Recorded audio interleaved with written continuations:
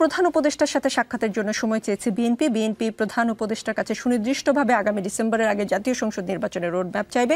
প্রধান উপদেষ্টা কি বিএনপিকে সময় দিয়েছে কিনা? আমি যেহেতু জানি 16 তারিখে বৈঠকটি ফিক্সড হয়েছে এবং আমি 106 আমি জানি না উনি কি বুঝলেন না বুঝেই বললেন কথাগুলো, আমি ঠিক জানি না। কোর্টের অর্ডারকে বিকৃত করার প্রশ্ন ওঠে না। কোর্টের অর্ডারে খুব স্পেসিফিক্যালি বলা আছে কেয়ারটেকার গভর্নমেন্ট না থাকায় জরুরি প্রয়োজনে নির্বাহী কাজ পরিচালনার জন্য সরকারটি এসেছে। অর্থাৎ এই সরকারের কাজের পেরিমিটারটা খুবই নির্দিষ্ট এবং খুবই সংকীর্ণ। আমি কেবলমাত্র এটুকুই বোঝাতে চেয়েছি।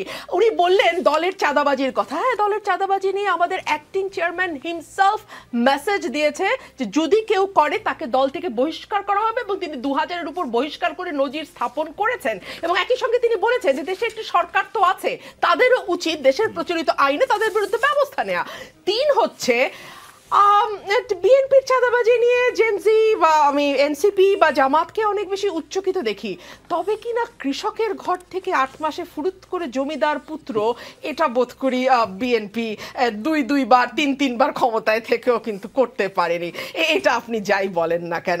আর জেনজি বট ইউজ করে না, হায় হায়, তাহলে তো সাড়ে সর্বনাশের কথা।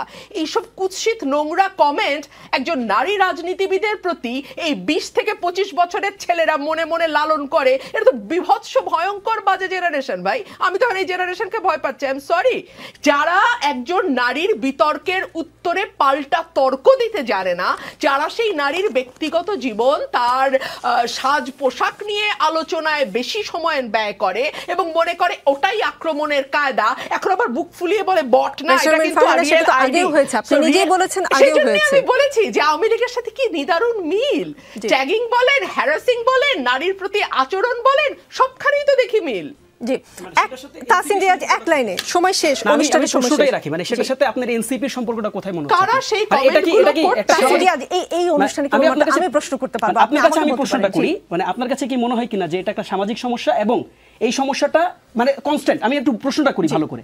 এই সমস্যাটা কনস্ট্যান্ট, এটা কোনো দলীয় সমস্যা না, রাজনৈতিক সমস্যা না। এটা যদি রাজনৈতিক সমস্যা না, এটা যদি সোশ্যাল সমস্যা বুঝে থাকে রাজনীতির কথা বলে যখন ইন্ডিকেশন পরিষ্কার হবে, কিন্তু আপনি দোষ দেন সেই পুরাতন রাজনীতি। তাহলে তো ভাই আমি প্রশ্নটাকে বলেছি পোড়ানো বন্ধ এখন টপিক ঘুরে যাচ্ছে, আমরা এই টপিকে থাকি কিছুক্ষণ। আমরা বলছি এই টপিকে আলাদা একটা সই করতে পারি। ব্যারিস্টার রুমিন ফারহান এবং তাসিন রিয়াজ, আমরা আলাদা একটা সই করতে পারি। আজকের অনুষ্ঠানে আজ সময় নেই, রাজনীতির আলাপেরও কোনো শেষ নেই, চলতে থাকবে। আগামী রবিবার আবারও দেখা হবে, সাথেই থাকবেন প্লিজ।